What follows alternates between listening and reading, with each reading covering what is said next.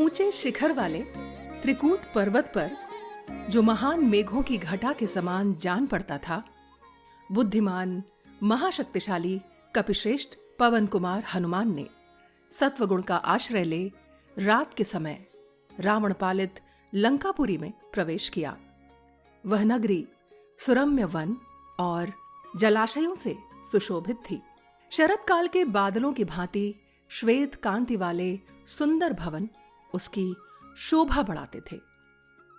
वहां समुद्र की गर्जन के समान गंभीर शब्द होता रहता था। सागर की लहरों को छूकर बहने वाली वायु इस पुरी की सेवा करती थी। वह अलकापुरी के समान शक्तिशालिनी सेनाओं से सुरक्षित थी।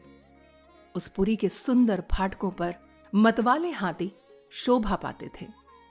उस पुरी के अंतर्द्वार और बहिर्द्वार दोनों ही श्वेत कांति से सुशोभित थे। उस नगरी की रक्षा के लिए बड़े बड़े सर्पों का आना जाना होता रहता है, इसलिए वह नागों से सुरक्षित सुंदर भोगवती पुरी के समान जान पड़ती थी। अमरावती पुरी के समान वहां आवश्यकता के अनुसार बिजलियों सहित मेघ छाए रहते थे। ग्रहों और नक्षत्रों के सदृश विद्युत दीपों के प्रकाश से वह पुरी प्रकाशित थी तथा प्रचंड वायु की ध्वनि वहां सदा होती रहती थी। सोने के बने हुए विशाल परकोटे से घिरी हुई लंकापुरी क्षुद्र घंटिकाओं की झनकार से युक्त पताकाओं द्वारा अलंकृत थी। उस पुरी के समीप पहुंचकर हर्ष और उत्साह से भरे हुए हनुमान जी सहसा उछलकर उसके परकोटे पर चढ़ गए। वहां सब ओर से लंकापुरी का अवलोकन करके हनुमान जी का चित्त आश्चर्य से चकित हो उठा। सुवर्ण के बने हुए द्वारों से उस नगरी की अपूर्व शोभा हो रही थी। उन सभी द्वारों पर नीलम के चबूतरे बने हुए थे। वे सब द्वार हीरों, स्फटिकों और मोतियों से जड़े गए थे। मणिमयी फर्शें उनकी शोभा बढ़ा रही थीं। उनके दोनों ओर तपाए सुवर्ण के बने हुए हाथी शोभा पाते थे। उन द्वारों का ऊपरी भाग चांदी से निर्मित होने के कारण स्वच्छ और श्वेत था। उनकी सीढ़ियां नीलम की बनी हुई थीं। उन द्वारों के भीतरी भाग स्फटिक मणि के बने हुए और धूल से रहित थे। वे सभी द्वार रमणीय सभा भवनों से युक्त और सुंदर थे तथा इतने ऊंचे थे कि आकाश में उठे हुए से जान पड़ते थे। वहां क्रौंच और मयूरों के कलरव गूंजते रहते थे। उन द्वारों पर राजहंस नामक पक्षी भी निवास करते थे।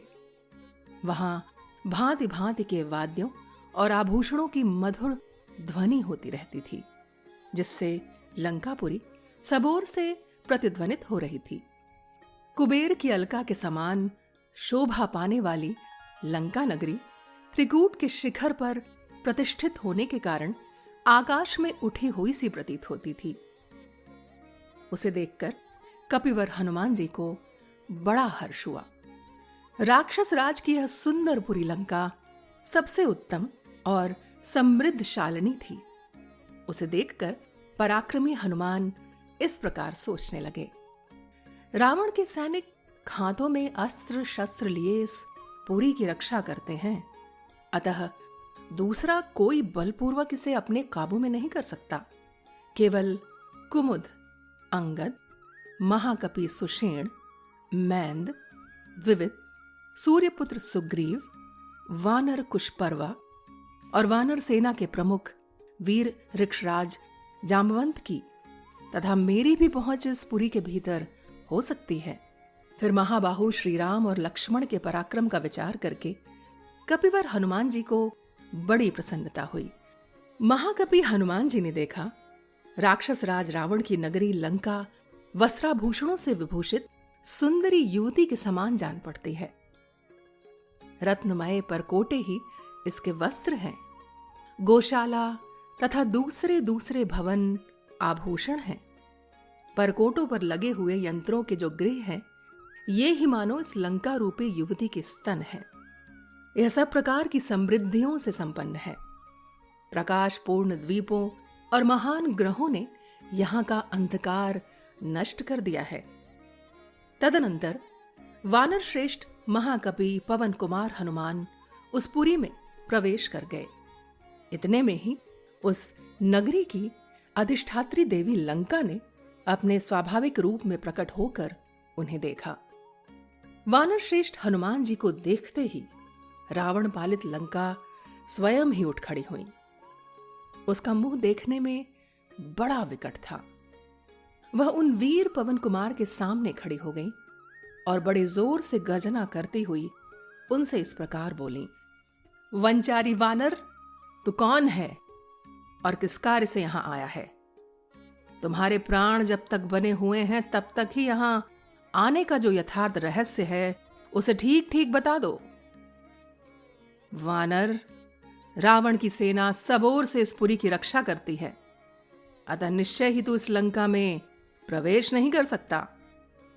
तब वीरवर हनुमान अपने सामने खड़ी हुई लंका से बोले, क्रूर स्वभाव वाली नारी, तू मुझसे जो कुछ पूछ रही है उसे मैं ठीक ठीक बता दूंगा, किंतु पहले ये तो बता, तू है कौन?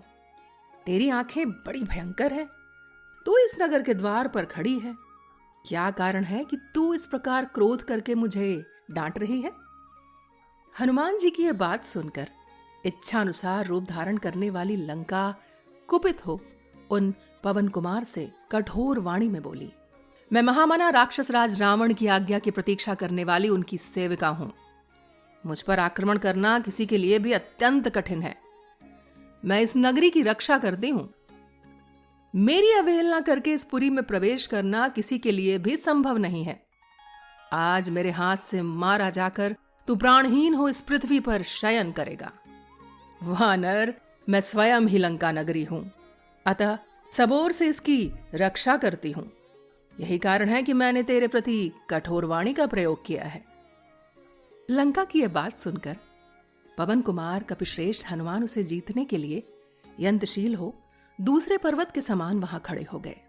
लंका को विकराल राक्षसी के रूप में देखकर बुद्धिमान वानर शिरोमणि शक्तिशाली कपिश्रेष्ठ हनुमान जी ने उससे इस प्रकार कहा, मैं अट्टालिकाओं, परकोटों और नगर द्वारों सहित इस लंका नगरी को देखूंगा।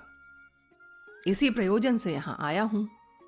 इसे देखने के लिए मेरे मन में बड़ा कौतूहल है।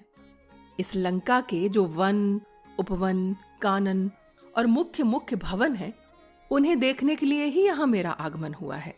हनुमान जी का यह कथन सुनकर इच्छानुसार रूप धारण करने वाली लंका पुनः कठोर वाणी में बोली, खोटी बुद्धि वाले नीच वानर, राक्षसेश्वर रावण के द्वारा मेरी रक्षा हो रही है।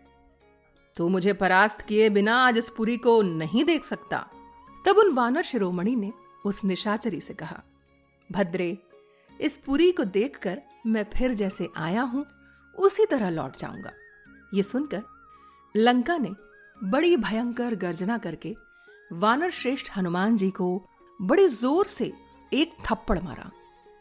लंका द्वारा इस प्रकार जोर से पीटे जाने पर उन परम पराक्रमी पवन कुमार कपिश्रेष्ठ हनुमान जी ने बड़े जोर से सिंहनाद किया। फिर उन्होंने अपने बाएं हाथ की अंगुलियों को मोड़कर मुट्ठी बांध ली और अत्यंत कुपित हो उस लंका को एक मुक्का जमा दिया।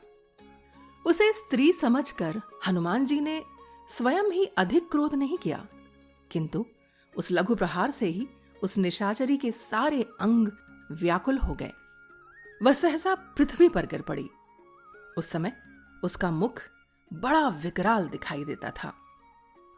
अपने ही द्वारा गिराई गई उस लंका की ओर देखकर और उसे स्त्री समझकर तेजस्वी वीर हनुमान जी को उस पर दया आ गई।